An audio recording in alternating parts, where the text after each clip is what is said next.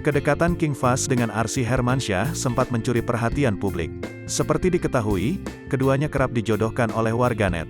Tak heran jika pertemuan Arsy Hermansyah dan King Fahz kerap menghebohkan publik. Mengenai hal itu, King Fahz mengakui jika dirinya senang dengan Putri Ashanty dan Anang Hermansyah itu. Meski begitu, putra sambung Sony Septian itu mengatakan bahwa hanya berteman dengan Arsy Hermansyah. Hal ini diungkapkan King Fahz seperti yang dikutip dari YouTube curhat Bang Denny Sumargo pada baru-baru ini. "Aku dengar katanya kamu itu seneng sama Arsy ya?" tanya Denny Sumargo dikutip tribunstyle.com, Minggu, tanggal 15 Mei tahun 2022. "Iya, kita itu cuma teman, kita itu temenan," jawab Fahz.